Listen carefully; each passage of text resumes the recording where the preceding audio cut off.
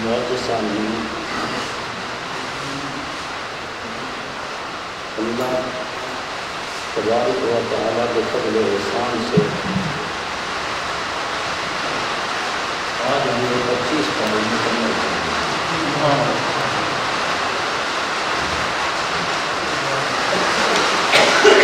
اور آج ہم نے منزل کو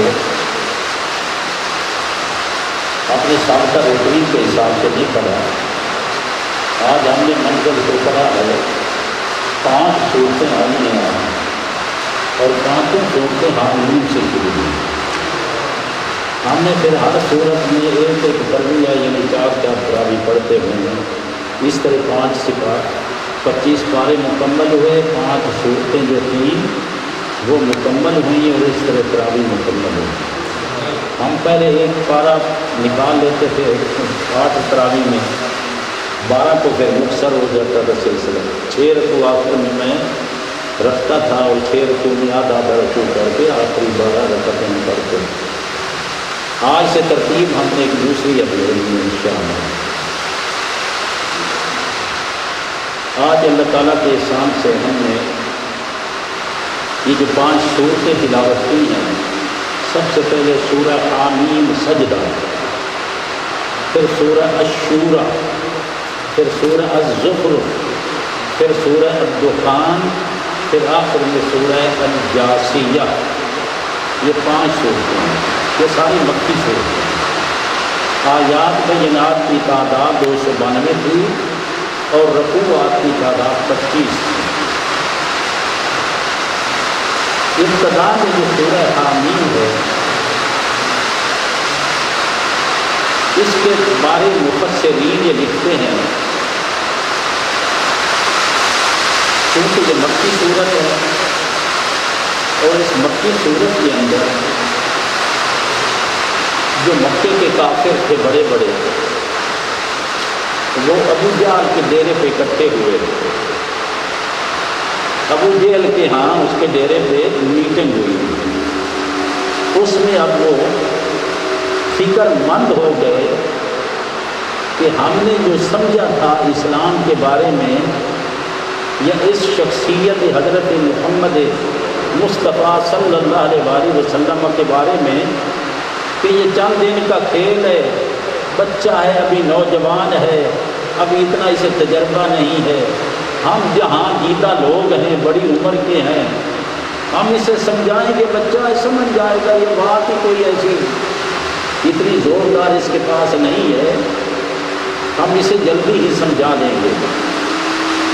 لیکن دن بدن اسلام اٹھ رہا تھا، آئے دن مسلمان جو تھے وہ اکا دکا ہونے شروع ہو گئے، حتیٰ کہ حضور سیدنا امیر حمزہ رضی اللہ تعالیٰ عنہ مسلمان ہوئے، حضرت سیدنا عمر فاروق رضی اللہ تعالیٰ عنہ مسلمان ہو گئے۔ اب وہ سر پکڑ کے بیٹھ گئے کہ یہ بات ختم ہونے والی نہیں، یہ تو دن بدن کام بڑھتا چلا جا رہا ہے، اس کا کوئی سدباب کیا جائے، اس کے لیے بیٹھو، آپ فکر کریں، کوئی غور کریں، کوئی میٹنگ کریں، کوئی صلاح مشورہ کریں۔ اب وہ بڑے بڑے جو کافر تھے وہ اکٹھے ہو گئے ابو جہل کے ڈیرے پر۔ اب انہوں نے کہا بھائی کوئی آدمی ایسا ہم چنیں اپنے اندر جو سب سے زیادہ جہاں دیدہ بھی ہو، مختلف ملکوں کو سے وزٹ کیے ہوں، تجربہ کار ہو، عمر رسیدہ ہو اور اس کو شعر و شاعری بھی جانتا ہو، کہانت اور جادوگری بھی جانتا ہو، اور یہ زبان کی فصاحت و بلاغت یہ بھی جانتا ہو، اور دنیا کے قصے کہانیاں بھی اسے آتے ہوں، سمجھ میں ہو، اور پیسے والا بھی ہو۔ ایسا کوئی آدمی چنے جو ہر بار اس پر کر سکے اور ہر حوالے سے اس نوجوان کو سمجھا سکے۔ اب آدمی تلاش کیا گیا، ان کے اندر ایک بڑا امیر کبیر جہاں دیدہ آدمی، بڑا تجربے کار، بڑا کہنہ مشق آدمی، اس کا نام تھا عتبہ بن ربیعہ۔ یہ چنا گیا، بھائی یہ جا کے بات کرے۔ اس سے بات اس نے کہا کہ میرے پاس آپ کا کھیل ہے، ایسے کر دیں گے، بات ہی کوئی نہیں۔ اب یہ چلا گیا رسول پاک صلی اللہ تعالیٰ علیہ وسلم کی بارگاہ میں، اور جیسے بزرگ ہے ایسے اپنے طرف سے بزرگ بن کے تو چھوٹے کو سمجھانے کے لیے گیا اپنی طرف سے، ہم تو چھوٹا نہیں کہہ سکتے۔ اب اس طرح وہ سمجھانے کے لیے رسول پاک صلی اللہ علیہ وسلم کی بارگاہ میں جا بیٹھا، حال احوال پوچھا اور کہنے لگا کہ بیٹا بات یہ ہے کہ یہ جو تو قریش خاندان میں ہم باہر جا کے لوگوں اور خاندانوں میں فخر کرتے تھے، ہے کوئی ہمارے محمد جیسا دکھاؤ اس طرح کا جوان کوئی، تیرے اوپر پوری قوم کو ناز اور فخر تھا، پوری قوم میں تیری عزت بنی ہوئی تھی، پوری قوم تیری رسپیکٹ کرتی تھی ہر حوالے سے، اور باہر کے لوگوں کو دوسرے خاندانوں کو ہم نمونہ آپ کا پیش کرتے تھے کہ کسی کے پاس ایسا نوجوان ہے تو دکھاؤ ہمیں تیرے اوپر اتنا ناز ہے، اتنا فخر ہے۔ بیٹا یہ چلتے چلتے کیا ہو گیا تجھے؟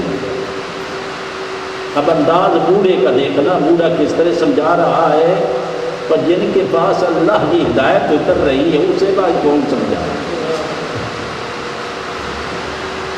اس نے کہا کہ بیٹا یہ کوئی اچھی بات ہے جب ہم سارے مل کے رہ رہے تھے،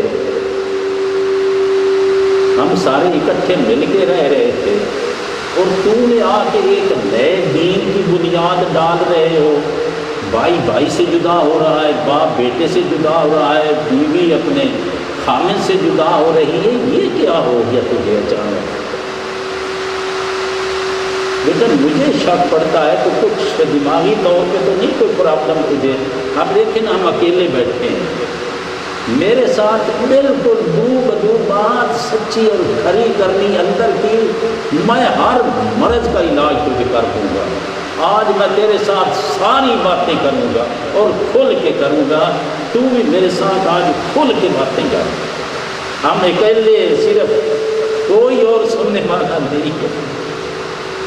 اب وہ اس طرح باتیں کرتا ہے، سمجھ رہے ہیں کس انداز سے، کس سینس میں وہ بات سمجھانے کی کوشش کر رہا ہے، اپنی طرف سے اس نے ہر حربہ استعمال کرنے کی کوشش کر رہا ہے۔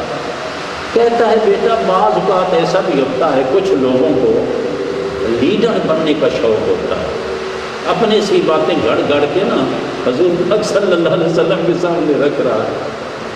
کچھ لوگ ہوتے ہیں ان کو لیڈری کا بڑا شوق ہے، لیڈر بننے کا۔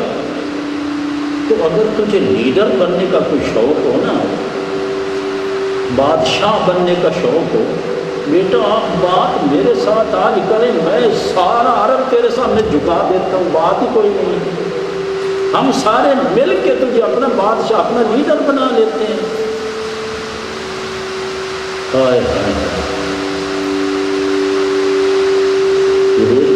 جس انداز سے وہ گفتگو کر رہا ہے وہ اپنی طرف سے کسر کو نہیں چھوڑ رہا۔ اگر تجھے بعض اوقات ایک آدمی کو احساس کمتری ہوتی ہے کہ یار میں غریب آدمی ہوں، یہ سارے بڑے بڑے امیر کبیر لوگ رہتے ہیں، اگر تجھے یہ فکر ہے کہ میں غریب آدمی ہوں اس لیے تو یہ کوئی ایک نیا سلسلہ کہتا ہے میں نبی ہوں، میرے اوپر وحی اترتی ہے، قرآن اترتا ہے، اگر تجھے دولت اکٹھی کرنا مقصود ہے، اس کے لیے تو نے یہ ایک دکانداری شروع کی ہے، تو آپ حکم کریں میں ساری عرب کی دولت تیرے قدموں پہ لا کے ڈھیر کر دیتا ہوں، یہ بھی کوئی مسئلہ نہیں، سب کچھ ٹھیک ہو جائے گا۔ اور تیسری ایک اور بھی تجھے آپشن دیتا ہوں، شاید ہو سکتا ہے تیرے دماغ میں کہیں تیرا دل ہو نکاح اور شادی کرنے کا، تو جس شہزادی کی طرف اشارہ کر تیرے قدموں میں لا کے گرا دوں گا۔ اب دیکھو کس طرح وہ بوڑھا بات کر رہا ہے اللہ کے پیارے حبیب صلی اللہ علیہ وسلم سے، جن کے اوپر رب کی وحی اتر رہی ہے۔ جب وہ خاموش ہوا باتیں ساری کر کے تو رسول پاک صلی اللہ علیہ وسلم نے فرمایا بھائی کچھ اور بھی رہ گیا ہے کہنے کو وہ بھی کہہ لے، تیرے دل میں تو حسرت رہ نہ جائے کہ میں یار یہ کہنا تھا میں کہہ نہیں سکا، اور بھی کچھ کہنا تو کہہ۔ انہوں نے سارا زور لگایا، اپنی فصاحت و بلاغت بکھیر کے رکھ دی۔ ہم بیٹا تجھے پتہ ہے کہ میں شعر و شاعری بھی جانتا ہوں، میں کہانت بھی جانتا ہوں، میں فالے نکالنا بھی جانتا ہوں، میں جادو بھی جانتا ہوں، اگر کوئی دیوانہ ہو تو اس کا علاج بھی کر لیتا ہوں، دماغی کوئی پرابلم ہو تو اس کا علاج بھی میرے پاس ہے، تو بتا صحیح تیری ضرورت، آج میں اکیلا تیرے پاس آیا ہوں، جو تو کہے گا وہ ہو جائے گا۔ اللہ اکبر، جب سارا کچھ کہہ ہٹا تھک گیا، کچھ نہ بچا اس کے پاس کہنے کو، رسول پاک صلی اللہ علیہ وسلم نے اللہ کا پاک کلام اعوذ باللہ من الشیطان الرجیم بسم اللہ الرحمن الرحیم حامیم تنزیل من الرحمن الرحیم، یہ وہ قرآن حکیم ہے جو رب رحیم کی طرف سے اترا ہے، کتاب فصلت آیاتہ قرآنا عربیا لقوم یعلمون بشیرا ونذیرا۔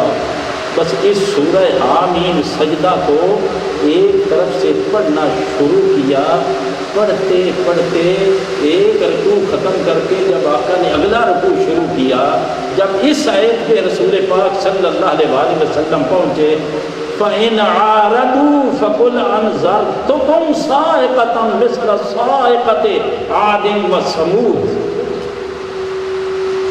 اگر میرے پیارے یہ اعراض کر جائیں، پیٹھ دے کے پھر جائیں، تجھے نہ مانے، مجھے نہ مانے، میرے کلام کو نہ مانے، کوئی بات نہیں، تو انہیں فرما دے پھر عذاب آنے والا ہے جو سمود اور قوم کی اور صالح علیہ السلام کی قوم اور ہود علیہ السلام کی قوم پہ آیا تھا، پھر وہ عذاب تمہارے اوپر آئے گا۔ رسول پاک سے کیونکہ وہ بڑا فصیح و بلیغ تھا، عرب دان تھا، عربی زبان تو ان کی مادری زبان تھی، وہ تو قرآن حکیم کو تو سمجھتے تھے، ایک ایک نزاکت قرآن مجید کی۔ جب حضور پاک صلی اللہ علیہ وسلم نے یہ آیت پڑھی نا، وہ بہ نہ سکا، آگے بڑھ کے رسول پاک صلی اللہ علیہ وسلم کے منہ مقدس پر اس نے ہاتھ رکھ دیا، خدا را محمد چپ کر جانا، ادھر ہی چپ کر جانا، کہیں یہ نہ ہو کہ وہ عذاب ابھی نہ اتر آئے، چپ کر جانا خدا۔ حضور پاک صلی اللہ علیہ وسلم خاموش ہو گئے، وہ اٹھا، سیدھا جا کے اپنے گھر، اپنے سٹنگ روم میں نہیں بیٹھا، وہ پیچھے سونے والے کمرے میں جا کے چھپ گیا۔ ادھر وہ ڈیرے ابو جہل کے وہ سارے انتظار کر رہے تھے، وہ جہالت کے باپ کے گھر، وہ سارے بیٹھے ہیں، بھائی ہم نے وہ عتبہ بن ربیعہ کو بھیجا ہوا ہے، آج کوئی خوشخبری لے کے آئے گا۔ وہ ادھر انتظار کر رہے ہیں، انتظار کرتے کرتے اس نے نہ جانا تھا نہ وہ گیا، وہ تو گھر میں چھپا ہوا تھا۔ اب دیر ہو گئی، ابو جہل نے کہا ابھی کیا وجہ بنی، ابھی نہیں آیا، پتہ کرو۔ جب پتہ کیا تو حضور پاک صلی اللہ علیہ وسلم کے پاس تو تھا نہیں، وہ پریشان ہو گئے کہ یہ کیا ہوا، ہم نے اس کو جس کام بھیجا ہے وہ یہ کہاں گیا، گم ہو گیا۔ ادھر پتہ کیا، ادھر پتہ کیا، پتہ چلا کہ وہ گھر میں چھپا ہوا ہے۔ اب ابو جہل اپنی پارٹی کے ساتھ اس کے دروازے پر گیا، اب دروازے پر جہالت کا بول اس نے بولا، تاج ابو جہالت، اس نے جہالت کا بول بولا کہ او عتبہ، معلوم ہوتا ہے کہ محمد کے کھانے نے تجھے آج مو لیا ہے، یار کوئی بات نہیں، ہم مکے کے امیر ہیں، ہم چندہ کر کے تیرے لیے بہترین کھانے پکوا دیتے ہیں، تو اتنا ہی مزیدار کھانا کھا کے آیا محمد کے در سے کہ ادھر ہم تیرا انتظار کر رہے ہیں، تو آیا نہیں اور آگے گھر چھپ گیا۔ یہ اندر سے بڑ بڑھاتا ہوا اٹھا، نکلا باہر، اس نے کہا مجھے ظالم، تو مجھ سے زیادہ دنیا والا ہے، میرے پاس پیسہ تو اس سے زیادہ ہے، تجھے فخر ہے کہ میرے پاس دولت نہیں، میرے پاس تیرے سے زیادہ دولت ہے۔ اس نے کہا بات کر کے دیے ہوا کیا تجھے بھیجا کس کام کے لیے تھا؟ اور آ کے گھر چھپ کے بیٹھ گیا ہے، ہم تیرا سارا وہاں انتظار کرتے رہے ہیں سارا دن۔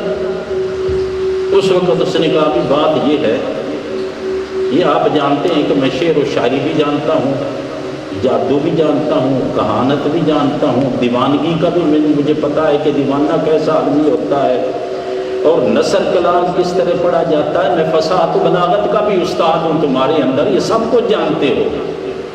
میں نے ایڑی چوٹی کا سارا زور ہر حربہ استعمال کیا ہے، ہر آپشن میں نے محمد کے سامنے رکھا ہے صلی اللہ علیہ وسلم۔ آگے سے جو اس نے مجھے پڑھ کے سنایا ہے نا، جسے وہ کہتا ہے کہ رب کی وحی ہے، یہ قرآن حکیم ہے، اس نے پڑھ کے جو آگے سے سنایا، میں سچ تمہیں کہتا ہوں اگر میں اس کے منہ پہ ہاتھ نہ رکھتا، اسے خاموش نہ کراتا، تو آج بچتا ہی کوئی نہ، تم سارے کے سارے تباہ ہو جاتے۔ ایسی چیخ اٹھتی جو قوم ہود پر اٹھی تھی، جو قوم سمود پر اٹھی تھی، جس طرح ان کو تباہ و برباد کر دیا تھا، آج تم سارے تباہ و برباد ہو جاتے اگر میں محمد مصطفیٰ صلی اللہ علیہ وسلم کو خاموش نہ کراتا۔ نہ وہ کہانت ہے، نہ وہ جادوگری ہے، نہ وہ کوئی اور کلام ہے، نہ شعر و شاعری ہے۔ میں سمجھتا ہوں کہ وہ حقیقتاً انسان کا کلام ہے ہی نہیں، وہ رحمان کا کلام ہے۔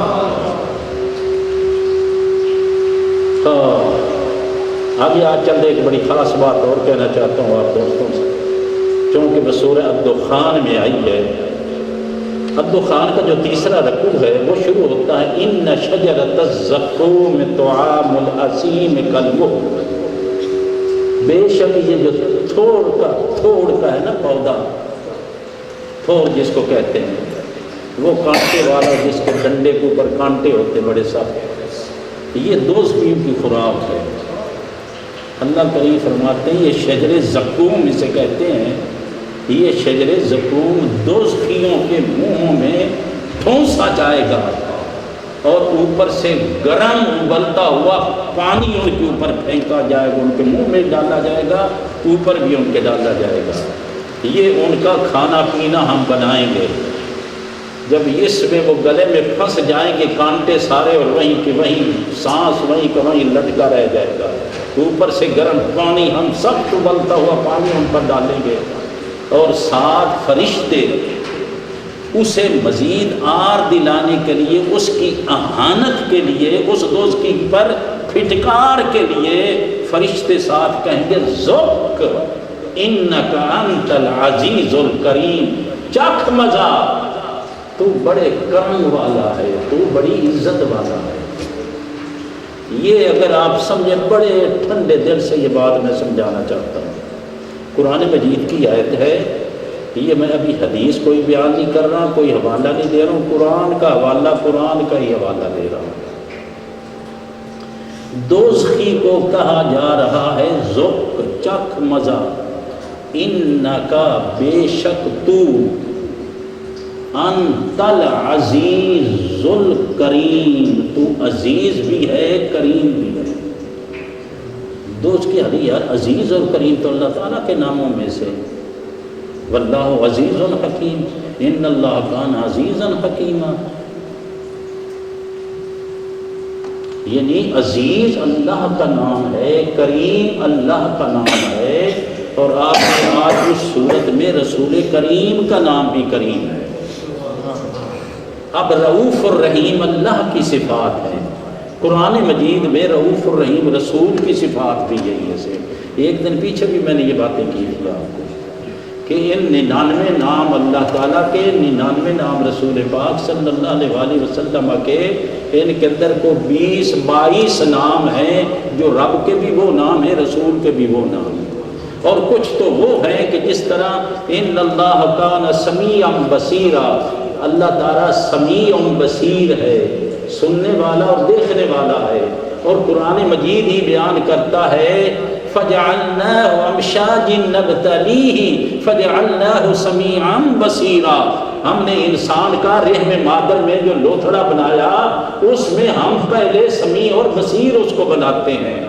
یعنی اس کے کان نکلتے ہیں جب وہ لوتھڑا خالی گوشت کا ہوتا ہے، بنتا ہے رحم مادر میں، ماں کے شکم میں بنتا ہے انسان کا، تو پہلے اس کے کان نکلتے ہیں، پھر اس کی آنکھیں نکلتی ہیں، وہ سمیع و بصیر بنایا جاتا ہے۔ یہ صرف مسلمان ہی نہیں، کافر کا بچہ بھی اسی طرح ہی پیدا ہوتا ہے، اسے بھی سمیع و بصیر بنایا گیا۔ اب قرآن یہاں انسان کی بات کرتا ہے، صرف مومن کی نہیں کرتا کہ ہم انسان کو سمیع و بصیر بناتے ہیں۔ اللہ بھی سمیع و بصیر، نبی بھی سمیع و بصیر، مومن بھی سمیع و بصیر اور کافر بھی سمیع و بصیر۔ یہ کیا ہو؟ یہ تو شرک ہو گیا، یہ تو ہم نے مقابلہ کر دیا پھر۔ نہیں بھئی، یہی تو چیز ہے جو آج جہالت کی وجہ سے نہ سمجھائی جا سکی، نہ کوئی سمجھتا ہے اس کو۔ میں حقیقت بات عرض کر رہا ہوں، جب تک آپ کسی چیز کی سائنس اور اس کے اصول اور اس کی گرامر نہیں پڑھیں گے کیا سمجھیں گے؟ ہر شخص علامہ بن گیا، میں مجھے تو یہ سمجھ نہیں، آج تک یقین جانو ہم تو اس شخص کی مانند بھی نہیں ہے جو سمندر کے کنارے کھڑا ہو اور اس کے ہاتھ میں گھوکا دو آ جائے، ایک ریت کے 2 ذرے ہاتھ آ جائے، ہم تو صف میں بھی نہیں ہیں۔ میں اپنی بات کر رہا ہوں، تو آگے سمندر کے سمندر پڑے ہوئے علم معرفت کے۔ علم قرآن کوئی آسان ہے؟ قرآن کا علم 1400 سال ہو گئے، تفسیریں پہ تفسیریں لکھے جا رہے ہیں، اس کی انتہا کو کوئی ہے پہنچ سکا؟ کوئی ہے دعویٰ کر سکتا کہ میں نے حق ادا کر دیا؟ نہیں، یہ اللہ کا پاک کلام ہے، یہ قیامت تک چلتا رہے گا سلسلہ، اپنے اپنے نصیب ہیں، جس کو جتنا نصیب مل جائے گا۔ اب ایک اور بڑی زبردست بات کرنے لگا ہوں، لفظ رب، اس میں تو شک نہیں ہے، نہیں رب بھی بولا جاتا ہے نا، رب العالمین، الحمدللہ رب العالمین۔ سورہ فاتحہ میں پہلی اللہ کی حمد جو ہے، اللہ کریم کا ذاتی نام ہے، ذاتی نام ہے۔ جیسے ایک ساتھی اس کا نام خالد ہے، یہ اس کا ذاتی نام ہے، وہ انجینئر بھی ہو، بھلے وہ ڈاکٹر بھی ہو، تو یہ جو اس کا ڈاکٹر ہونا ہے یہ اس کی صفت ہے۔ وہ حافظ قرآن بھی ہو، اس کا حافظ ہونا اس کی صفت ہے۔ وہ عالم ہو، عالم ہونا اس کی صفت ہے۔ وہ حکیم ہو، حکیم ہونا اس کی صفت ہے۔ تو اللہ کریم کا ذاتی نام اللہ ہے، باقی سارے اس کے صفاتی نام ہیں۔ وہ رحمان ہے، رحیم ہے، وہ رب ہے، وہ کریم ہے، وہ مالک یوم الدین ہے، مالک ہے، وہ خالق ہے، یہ ہم سب کچھ اس کے صفاتی نام پڑھتے ہیں نا۔ اب بھائی اس چیز کو آپ ٹھنڈے دل سے دیکھیں، قرآن حکیم کے اندر ہم نے پیچھے سورہ یوسف جو پڑھی تھی، اس میں زلیخا نے جب 7 بند کمروں میں یوسف کو بند کر لیا اور قالت حیت لک، اپنے آپ کو پیش کر دیا یوسف پر کہ یوسف اب دیر کا ہے کہ میں تیرے لیے۔ جو ہی اس نے قالت حیت لک اتنی بات کی، آپ فوراً پکار اٹھے، قال معاذ اللہ، اللہ کی پناہ، قال معاذ اللہ۔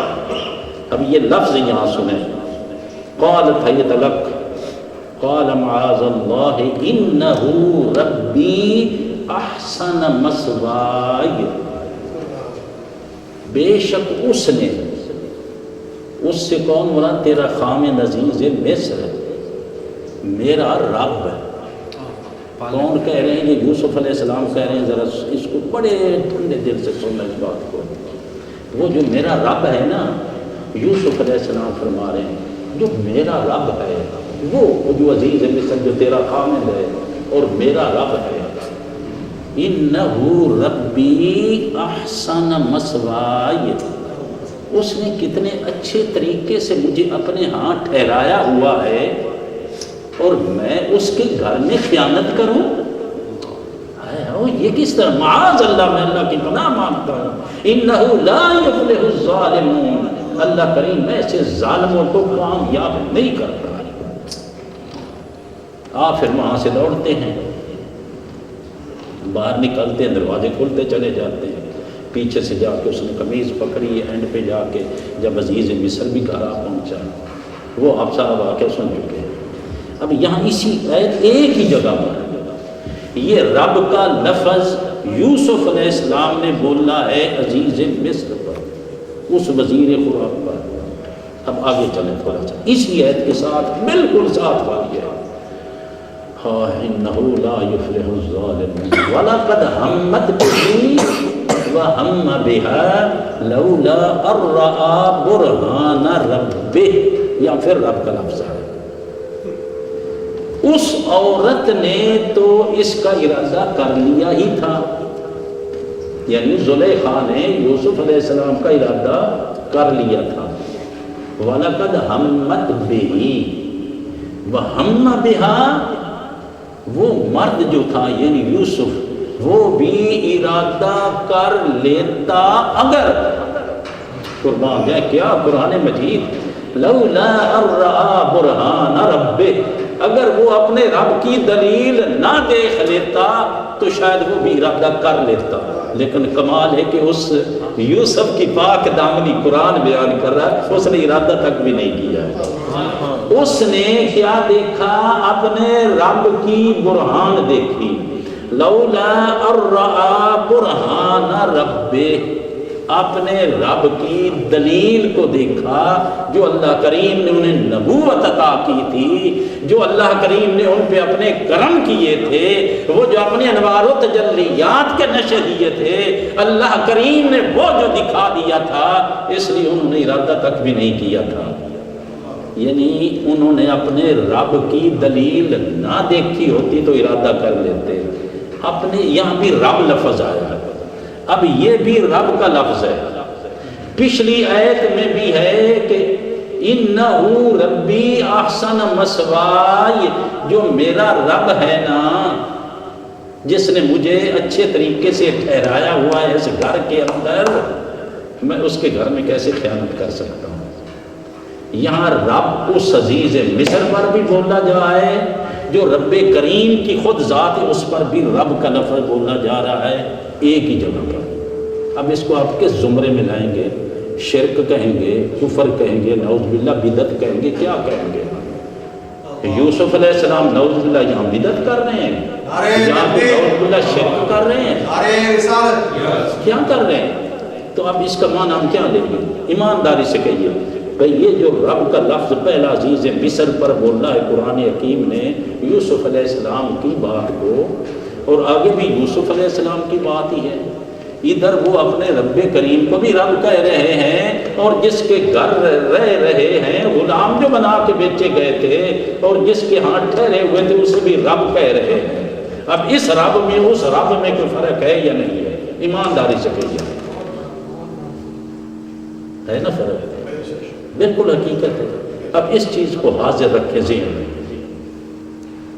اسی سورہ یوسف کے آگے چلے جائیں، جہاں وہ دو قیدی جو آپ کے ساتھ قید میں تھے، جن کا اپنا کوئی گناہ تھا بادشاہ کو زہر دینے کا، تو انہوں نے جو خواب دیکھے تھے اور آپ نے خواب کی تعبیر بتا دی تھی، جو وہ سابقی تھا اس کو آپ نے فرمایا تو آزاد ہو جائے گا، اپنی سابقہ ڈیوٹی پہ چلا جائے گا، اور جو دوسرا تھا وہ جو حقوق تھا، وہ باورچی تھا، اسے آپ نے فرمایا تو پھانسی لگ جائے گا۔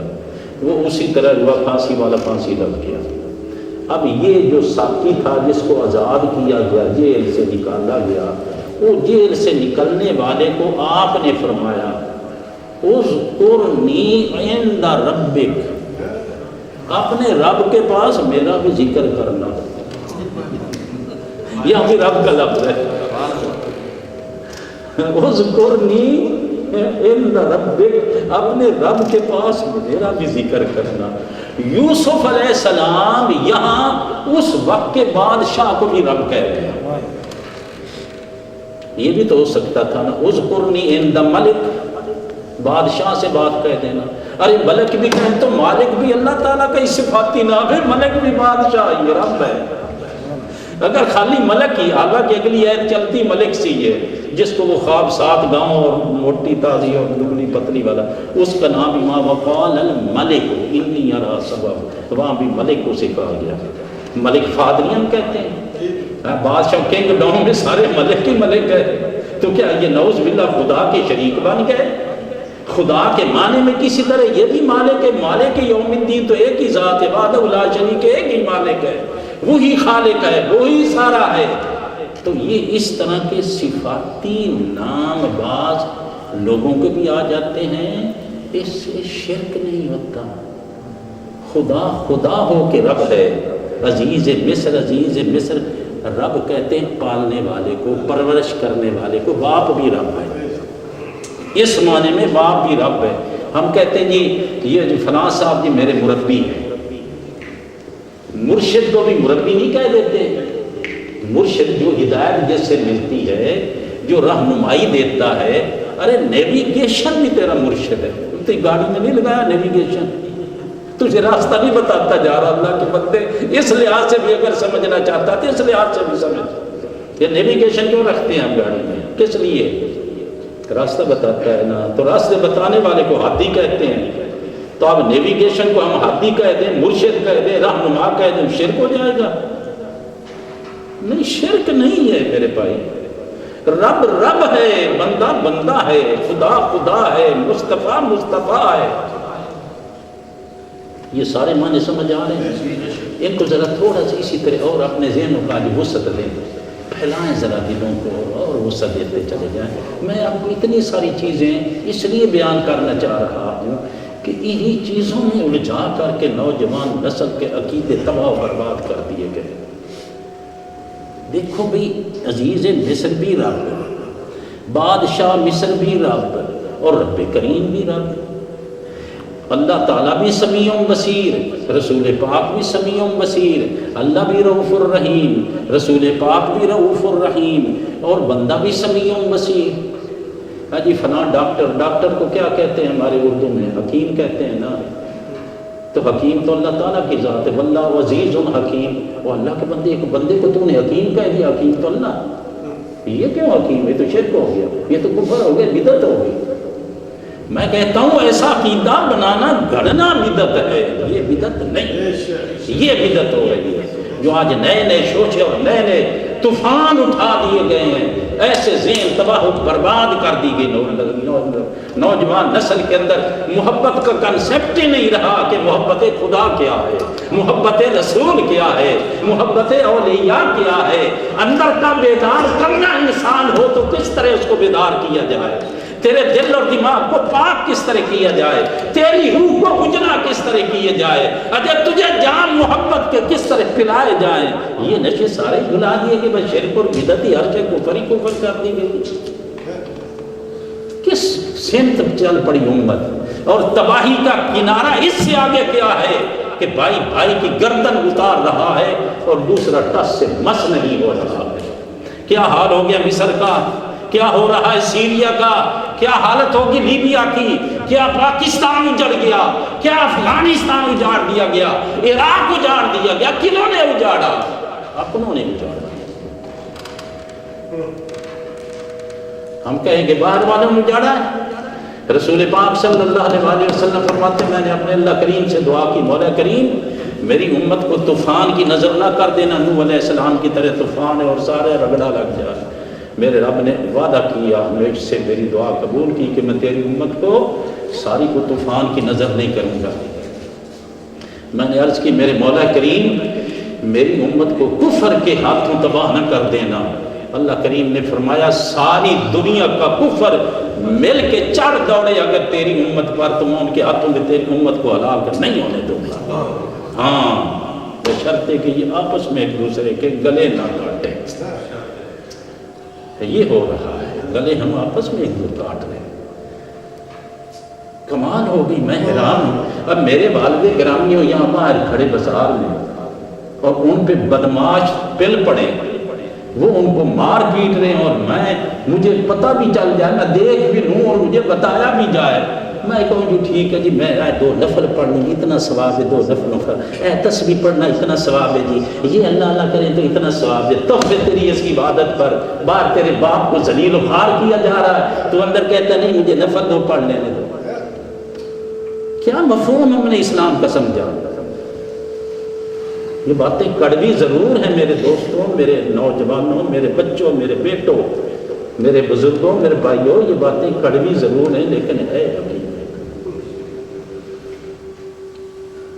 دل کے پھپھولے جل اٹھے سینے کے داغ سے اس گھر کو آگ لگ گئی، گھر کے چراغ سے۔ تیرے ایک بھائی کو مارا جا رہا اور تو اندر عبادت میں بیٹھا ہوئی، میں عبادت کر لوں، کوئی تھوڑی سی نفلی عبادت تھوڑی سی کر لوں۔ سیدنا عبداللہ ابن مبارک رضی اللہ تعالیٰ عنہ فرماتے ہیں کعبے میں بیٹھ کے بھی تو اس وقت عبادت کر رہا ہو تو وہ بھی تیرے نفس کا دھوکہ ہے، وہ بھی تیرے نفس کا دھوکہ ہے، وہ تیری عبادت کوئی قبول نہیں۔ اگر تم نے امر بالمعروف چھوڑ دیا، نیکی کا حکم دینا چھوڑ دیا، برائی سے منع کرنا چھوڑ دیا، پھر انتظار کرو کہ اللہ کی طرف سے عذاب آئے گا، تمہارے نیکوکاروں کی دعائیں بھی قبول نہیں ہوں گی، بدوں کی تو ہوں گی ہی نہیں نا، تمہارے جو نیکوکار ہیں ان کی دعائیں بھی رد کر دی جائیں گی۔ خدا نہ کرے ہم اس انتہا پہ جا پہنچے۔ ہائے ہائے، ہمیں الجھا دیا گیا کہ یہ بھی شرک ہے، یہ بھی کفر، اور یہ ہم تو ان کافروں کو مسلمان کرنا تھا۔ اللہ کے بندو پچھلی ہسٹری پڑھو، آپ پورے اسپین کو لے لیں، آپ پوری دنیا کی ہسٹری، یہاں انڈونیشیا تک آپ پڑھ کے یہ اسلام کس طرح پھیلا۔ تاجر لوگ آئے تھے جنہوں نے اپنی دیانت، اپنی امانت، اپنی پاک دامنی سے ان لوگوں کو ایسا متاثر کیا کہ یہ لوگ مسلمان ہوتے چلے گئے، سارے علاقے کے علاقے مسلمان ہو گئے۔ ہم نکلے ہیں اپنے وطنوں سے صرف کفر اور شرک اپنوں ہی کو تباہ کرنے کے لیے نکلے ہیں۔ بھائی ان کو بتاؤ شرک ہے یہ جو تم کر رہے ہو، یہ کفر ہے، آؤ دین میں داخل ہو جو پیار اور محبت سے۔ اور خواجہ فرید کی بولی نہیں آتی آپ کو؟ اور خواجہ معین الدین چشتی حجویری کی بولی کیا بھول گئے ہیں آپ؟ علی حجویری کی زبان آپ بھول گئے ہیں؟ انہوں نے کس طرح کفرستان میں ڈیرے لگائے اور لاکھوں دنیا کو اسلام سکھا دیا۔ ہم نے لاکھوں کو کفر اور شرک، اپنوں کو کفر کے فتوے لگا کے اسلام سے خارج کرنے کے در پہ۔ بچو ایسی تباہی سے، ایسے لوگوں سے، ایسی صحبتوں سے۔ اللہ تعالیٰ ہمیں معاف کرے۔ اب آگے سنیں، وہ جو سورہ دخان کی آج ہم نے آیت جس سے یہ ساری بات چل نکلی ہے، اس میں لفظ ذوق، انک انت العزیز الکریم، چکھ مزہ تو عزیز اور کریم ہے۔ اللہ اللہ، یہ تو اللہ تعالیٰ کے صفاتی نام ہے۔ وہ جہنمی کو کہا جا رہا ہے تو عزیز بھی ہے، تو کریم بھی ہے۔ ادھر رسول کو کریم کہہ دیں تو لوگوں کے ماتھے پہ بل آ جاتا ہے جی اللہ بھی کریم اور رسول کریم، یہ کیا ہوا ہے؟ جہاں بھی اللہ کے حوالے اور رسول کے حوالے، یہ تو شرک ہو گیا ہے۔ اللہ کے حوالے رسول کے حوالے کیا ہوا؟ کہاں ہم نے کنسیپٹ ہی سارا گدلا کر دیا، ختم کر دی کہانی ساری جیسے۔ اب اس کا اب فیصلہ کیا ہے اور حقیقت کیا ہے؟ حقیقت میں یہ عرض کرنا چاہ رہا ہوں، کافر کو آر دلانے کے لیے، اس کی مزید اہانت کرنے کے لیے اسے کہا جا رہا ہو تو بڑی عزت والا ہے، کیا بات ہے جی، تو بڑے کرم والا ہے، کیا بات ہے۔ جس طرح چور پکڑا ہوا ہو اور چوری مان رہا ہو اور پولیس چھترول کر رہی ہو، اوپر چھترول بھی ہو رہا ہے، اور کہتے ہیں کیا بات ہے خان صاحب آپ کی، اور چودھری صاحب آپ کی کیا ہی بات ہے، ساتھ ساتھ چھترول بھی ہو رہی ہے اور ساتھ ساتھ اسے آر دلانے کے لیے، اور نواب صاحب آپ کی تو کیا ہی بات ہے۔ یہ ہے طریقہ کل قیامت کے دن جہنم میں دوزخ میں فرشتے تیرے ساتھ یہ کریں گے، یعنی کافر کے ساتھ۔ اللہ تعالیٰ مسلمانوں کو بچائے، توبہ کر کے ہم مرے اس دنیا سے، اور رمضان مل جائے تو پھر توبہ نہ کرے انسان، کیا انسان نے رمضان پایا۔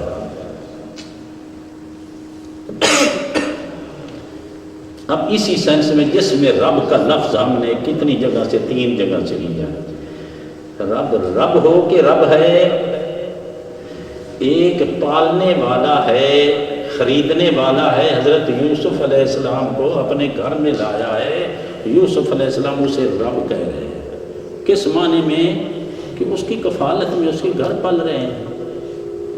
ایک آدمی غریبوں کا بڑا خیال رکھتا ہے، ہم نہیں کہہ دیتے ہیں محاورتاً بھی یار آدمی بڑا غریب پرور آدمی ہے، کہتے ہیں نا غریب پرور، تو بھی اگر میں نے کسی کو غریب نواز کہہ دیا تو کون سا کفر اور شرک ہو گیا۔ اور خدا کے بندو خوف خدا کرو۔ ادھر عزیز مصر کو رب کہا جا رہا ہے، میں اللہ کے ایک بندے اجمیر میں لیٹا ہوا اسے غریب نواز کہہ رہا ہوں تو میں نے کون سا کفر اور شرک کر دیا؟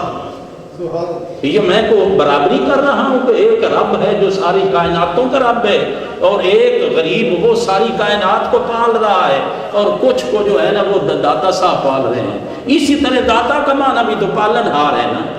ارے داتا کا معنی دینے والا، دینے والا، داتا کا معنی دینے والا. ارے میں اگر کسی غریب کی کچھ بھلا کر دوں، اس کو کچھ دے دوں، تو میں جو دے رہا ہوں یہ کس معنی میں ہے کہ میں رب ہو کے نعوذ باللہ دے رہا ہوں، یا میں رب اپنے آپ کو سمجھتا ہوں، یا آپ مجھ سے کچھ لیں تو آپ مجھے رب سمجھیں گے؟ اللہ یعوذ باللہ. کون سمجھتا ہے کسی کو؟ رب رب ہو کے رب ہے، وہ داتا ہے، ساری کائناتوں کا داتا ہے. جس طرح رب عزیز مصر کو کہا جا رہا ہے، رب مصر کے بادشاہ کو قرآن کہہ رہا ہے، ارے ہم بھی داتا اسی معنی میں لے رہے ہیں کہ داتا یہ اس داتے کے مقابلے کا کوئی داتا نہیں ہے، اس کا کوئی حصے دار ساجی نہیں ہے. وہ رب حقیقت میں رب ہے، یہ مجاز میں رب ہے. یہ قرآن ایک حقیقت بیان کرتا ہے، ایک مجاز بیان کرتا ہے. یوسف علیہ السلام نے عزیز مصر کو جو رب کہا یہ مجازن رب کہا ہے، اور اپنے رب کو بھی رب کہا ہے، وہ حقیقتاً رب کہا ہے. ہم اسی طرح داتا صاحب کو حقیقتاً داتا نہیں کہتے ہیں، ہم بھی ان کو مجازن داتا کہہ رہے ہیں. جس طرح آپ ایک آدمی کو حکیم کہہ رہے ہیں، ڈاکٹر کو حکیم کہہ رہے ہیں، یہ شرک نہیں تو وہ شرک کیسے ہو گیا؟ ایک غریب نواز ہے، اس کو آپ غریب نواز کہہ رہے ہیں، تو کیا حقیقت اسے رب سمجھ رہے ہیں آپ؟ نہیں، وہ غریب نواز، غریبوں کا خیال کرتے نہیں، غریب پرور لوگ ہیں. میں نے کسی کو غوث العظم کہہ دیا تو یہ کون سا شرک ہو گیا؟ غوث کا معنی ہے مددگار. تو ہم ایک دوسرے کی یاد مدد نہیں کرتے ہیں. بھئی میری مدد کی ہے علی بھائی نے وہ گاڑی پہ لے کے یہاں لایا ہے، تو اس میں نعوذ باللہ میں نے اس کو خدا سمجھ لیا. حقیقت مددگار اللہ تعالیٰ ہے. یہ وسیلے ہیں، یہ سبب ہیں، یہ دنیا اسباب کی ہے. کسی سبب کو فالو کرنا، لینا دینا، یہ کو خدا آدمی کسی کو سمجھ لیتا ہے. پتہ نہیں کتنی کچے دھاگے سے بھی کچی لوگوں کی توحید ہے جس کو ہر وقت شرک کا فکر لگا رہتا ہے. رسول پاک صلی اللہ علیہ وآلہ وسلم فرمایا، مسلم اور بخاری کی حدیث یہاں پڑھی ہوئی ہے کہ مجھے میری امت پہ خوف ہی نہیں رہا کہ یہ پلٹ کے شرک کرے گی. ان کو خوف ہے کہ ان کی بات مانیں یا رسول پاک صلی اللہ علیہ وآلہ وسلم کی مانیں؟ ہم تو ان کی بات مانیں گے. ہاں آپ نے فرمایا مجھے شرک خفی کا خوف ہے. چھپا ہوا شرک کرو گے، وہ کیا ریاکاری کرو گے، دکھلاوا کرو گے، شہرت چاہو گے، میری واہ واہ ہو جائے، اس چیز میں مبتلا ہو جاؤ گے، دنیا کی دوڑ میں لگ جاؤ گے ایک دوسرے سے آگے نکلنے کی. مجھے اس کا خطرہ ہے، اور وہ خطرہ بالکل صحیح ہے، وہ ہے سارا کچھ ہمارے اندر. کون پاگل ہے جو آج کسی دوسرے کو خدا کا کوئی حصے دار یا اس سے بڑا یا چھوٹا یا کسی معنی میں خدا سمجھتا ہے، اس لیے اسے داتا کہہ رہا ہے، یا اسے غریب نواز کہہ رہا ہے، یا اسے غوث العظم کہہ رہا ہے. رسول پاک صلی اللہ علیہ وآلہ وسلم تو یہاں تک فرمایا ہے اللہ کے فرشتے ہوتے ہیں اور ایسی روحیں ہوتی ہیں دنیا کے اندر جہاں کہیں تیری سواری جنگل بیابان کے اندر گم ہو جائے، تیرا کوئی مددگار نہیں، کوئی پکڑانے والا سواری نہیں، اس وقت پکار یا عباد اللہ اعینونی، یا عباد اللہ اغیثونی، او اللہ کے بندو میری مدد کرو، میری سواری پکڑاؤ. وہ اللہ کی مخلوق، اللہ کے فرشتے، وہ روحیں ایسی ہوتی ہیں جو تیری سواری کو کہیں نہ کہیں پکڑا، اس کی مہار پکڑ کے کسی جھاڑی میں اڑا دیں گے، جا کے تو اس کے پکڑ لے گا، تجھے وہ نظر بھی نہیں آئے گی مخلوق. اللہ کہتا ہے ایسی مخلوق ہے میری جو لوگوں کی مدد کرتی ہے. تو کیا ہم نے کسی کو مدد کے لیے پکارا تو رب کی مدد کو ہم نعوذ باللہ پیٹ کر گئے ہیں؟ نہیں، رب کی مدد کو کوئی پیٹ نہیں کر سکتا. نہ کوئی ہے نہ کسی عقیدہ ہے. کسی جاہل کا عقیدہ ہوگا، بھئی اس جاہل کے عقیدوں کو ہمارے اوپر کیوں تھوپتے ہو؟ پورے مسلک کو بدنام کرتے ہو، پورے صوفیاء کرام کو بدنام کر دیا تم لوگوں نے اپنی جہالت کی وجہ سے. یہ ایک صوفی کی کتاب آپ اٹھا کے دیکھیں. میں حضرت عبد الرحمن السلمی قربان جائے حضرت عبد الرحمن السلمی رضی اللہ تعالی عنہ، ان کی پوری احادیث، یہ بہت بڑے محدث تھے، ان سے جو مرفوعاً حدیث رسول پاک صلی اللہ علیہ وسلم تک ایک ایک سند کے ساتھ جا کے ملتی، وہ ساری اس کتاب میں اکٹھی ہیں۔ یہاں کتاب آپ اس دوسرے حصے میں دیکھیں، ابھی مل جائے گی آپ کو، میں آپ کو یہ دکھاتا ہوں۔ حضرت امام سلمی، امام سلمی کی کتاب یہ الروایات السلمیہ، آپ کہیں گے صوفی کر کے اس آدمی کو چھوڑ دو، اس نے کتاب لکھی ہے طبقات صوفیہ، صوفیوں کے طبقے۔ آپ کہیں گے اس نے شرک کیا ساری زندگی، اس نے لکھا ہے، یہ تو اس نے کام یہ کیے ہیں ساری زندگی۔ یہ حضرت امام حاکم الصحیحین، جنہوں نے المستدرک کتاب حدیث کے بہت بڑے محدث تھے، انہوں نے امام بخاری اور امام مسلم کے شرائط پر حدیثیں اکٹھی کی، اس کتاب کا نام رکھا گیا المستدرک۔ یہ استاد ہیں، یعنی کہ امام حاکم ان کے استاد ہیں، اور ان کے آگے شاگرد ہیں کون؟ حضرت ابو نعیم، جنہوں نے حلیۃ الاولیاء لکھی اور بہت بڑے محدث سے گزرے، وہ ان کے شاگرد ہیں۔ اصل ہوتا کیا تھا پتہ، میں آپ کو ایک اور بھی راز کی بات کر دوں۔ ہوتا یہ ہے، اب ایک استاد کے شاگرد ہیں، 10 شاگرد ہیں، اس کے اندر 8 شاگرد لگ گئے اسی طریق کو لے کے آگے لوگوں تک علم پہنچانے میں۔ یہ بڑی خاص چیز سمجھنے والی ہے۔ یہ فرق کہاں سے لگتا ہے؟ جہاں لوگ یہ سوچتے نہیں ہیں، ایسے بے تکیاں چھوڑتے ہیں۔ ہوتا یہ ہے کہ اللہ تعالیٰ نے مزاج لوگوں کے بنائے ہوتے ہیں، کچھ علم پڑھ کے کال کی طرف بڑھ جاتے ہیں، کچھ لوگ علم پڑھ کے قال قال اللہ تبارک و تعالی، قال رسول اللہ صلی اللہ علیہ وسلم، یعنی قرآن و حدیث کی خدمت میں لگ جاتے ہیں، اسی طریق کو آگے لے کے چلتے چلے جاتے ہیں۔ اور کچھ لوگ ہوتے ہیں وہ قال کی بجائے ان پر حال کا غلبہ ہو جاتا ہے، ان پر حال کا غلبہ ہو جاتا ہے، انہیں مستی سرشاریاں بولنے میں نہیں ملتی ہیں، لوگوں میں نہیں ملتی ہیں، وہ خلوت میں نہیں جانا چاہتے، وہ اپنی نہ جلوت میں نہیں رہنا چاہتے، وہ خلوت میں لگے چلے جاتے ہیں، ان پہ حال کا غلبہ ہو جاتا ہے۔ وہ بھی اسی ایک ہی استاد کا شاگرد ہے، دوسرا بھی اسی استاد کا شاگرد ہے، یہ بھی محدث ہے وہ بھی محدث ہے، یہ بھی مفسر ہے وہ بھی مفسر، یہ سارے لوگ بڑے بڑے ٹاپ کے فلاسفر ہو گزرے ہیں اسلام کے، لیکن کسی پہ قال کا غلبہ ہو جاتا ہے، کسی پہ حال کا ہو جاتا ہے۔ جس پہ قال کا ہو گیا تو وہ اسی طرح اسی اسناد کو انہی چیزوں کو آگے سبق پڑھانے چلا جاتا ہے، تو کئیوں کا حال کا غلبہ آیا، وہ اپنے حجرے میں بیٹھ کے اللہ اللہ میں مستی میں اپنا نکل جاتا ہے، وہ اپنے من کی دنیا کو زیادہ آگے لے جاتا ہے۔ تو ان پر حال کا غلبہ تھا، لیکن اس کے باوجود انہوں نے کتاب لکھی طبقات صوفیہ، کتاب کا نام ہی صوفیوں کے طبقے۔ انہوں نے یہ جہالت پھیلائی ہے دنیا میں، کیا انہوں نے دنیا کے اندر جو ہے یہ طبقات صوفیہ کتاب لکھ کے تو اپنی ساری زندگی انہوں نے ایسے ہی ضائع کی ہے؟ زندگی تو ہم ضائع کیے ہوئے ہیں۔ ان اللہ والوں نے ایک ایک حدیث کو حاصل کرنے کے لیے ایک ایک مہینے کے پیدل سفر کیے، ایک ایک مہینے کے پیدل سفر کر کے ایک ایک حدیث جا کے حاصل کی ہے۔ اب یہ ان کی کتاب ہے جس کے اندر اب قصور ڈاکٹر طاہر القادری کا یہی ہے نا کہ جن پر الزام دیا تھا جی یہ صوفی ہیں، ان کی بات نہ کرو، یہ تو صوفی ہیں، اللہ یاد باللہ، خدا کا خوف کرو۔ کہ یہ اس صوفی کو ڈاکٹر طاہر القادری نے پوری دنیا سے کتبیں کتابیں کھنگال کھنگال کے ان کی جو روایات ہیں حدیثیں ہیں وہ ساری سے ایک کتاب میں اکٹھی ہیں۔ اب ان میں سے میں مثال کے طور پہ جہاں سے اس کو کھول دیں تو قربان جائے میں نے باب کھول گیا جی تلاوت قرآن کا۔